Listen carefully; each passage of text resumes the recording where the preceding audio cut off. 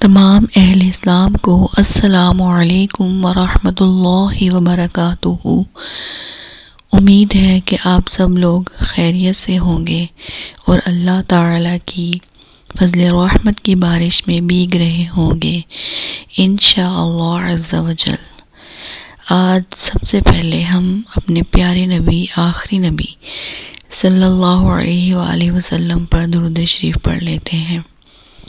اللہم صلی علی محمد وعلی آل محمد کما صلیت علی ابراہیم وعلی آل ابراہیم انکا حمید مجید۔ اللہم بارک علی محمد وعلی آل محمد کما بارکت علی ابراہیم وعلی آل ابراہیم انکا حمید مجید۔ آج ہم اپنی اس ویڈیو میں قرآن پاک کے بارے میں کچھ ایسی باتیں کریں گے جن کے بارے میں عام لوگ نہیں جانتے ہیں۔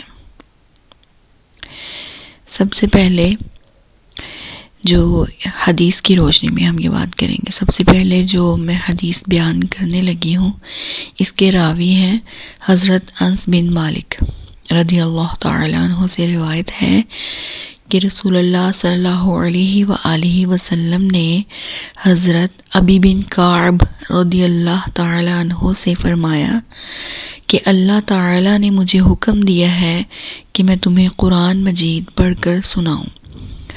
انہوں نے عرض کیا، کیا اللہ تعالیٰ نے میرا نام لے کر فرمایا ہے؟ آپ صلی اللہ علیہ وآلہ وسلم نے فرمایا، اللہ تعالیٰ نے تمہارا نام لے کر مجھے فرمایا ہے۔ راوی نے کہا کہ حضرت ابی رضی اللہ تعالیٰ عنہ یہ سن کر رونے لگ پڑے۔ سبحان اللہ، سبحان اللہ۔ ایک دوسری حدیث میں ہے کہ یہاں پہ میں بات کروں گی آپ سے ایک دوسری حدیث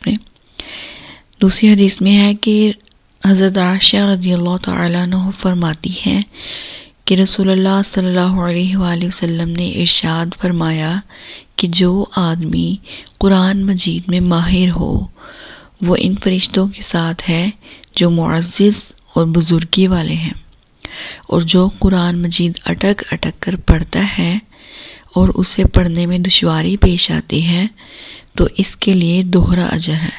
سبحان اللہ، سبحان اللہ۔ اللہ تعالی ہمیں قرآن پاک کو دل لگا کے پڑھنے کی توفیق عطا فرمائے اور اس پر عمل کرنے کی بھی توفیق عطا فرمائے، اس کو سمجھنے کی بھی توفیق عطا فرمائے، اور ہم نے جو صورتیں یاد کی ہیں ان کو یاد رکھنے کی بھی توفیق عطا فرمائے، آمین۔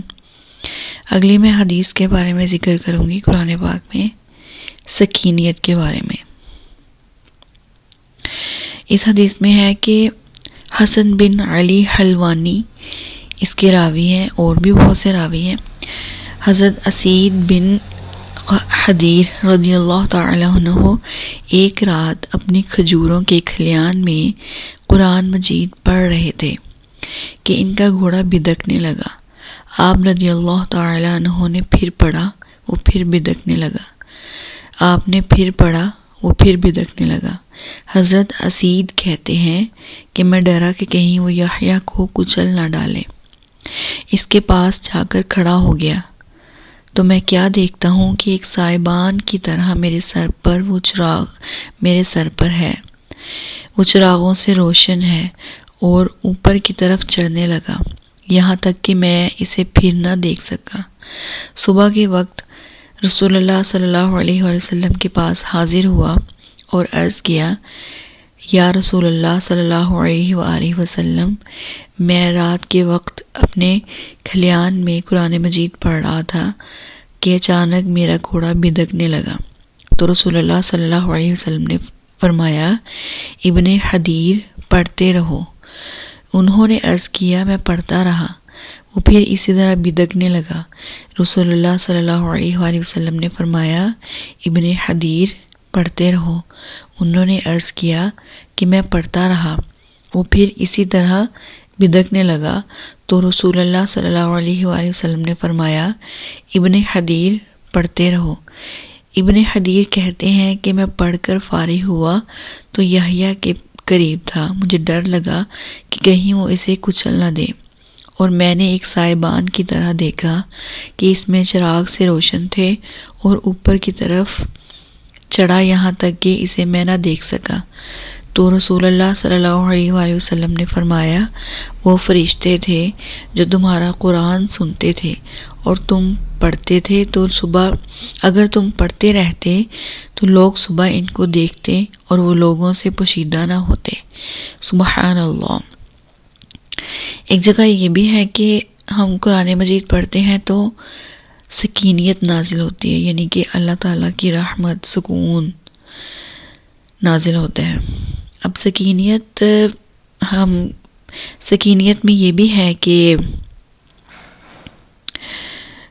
سکینیت کہتے ہیں سکون کو، جو اللہ تعالیٰ اپنے بندوں کو فرماتے ہیں۔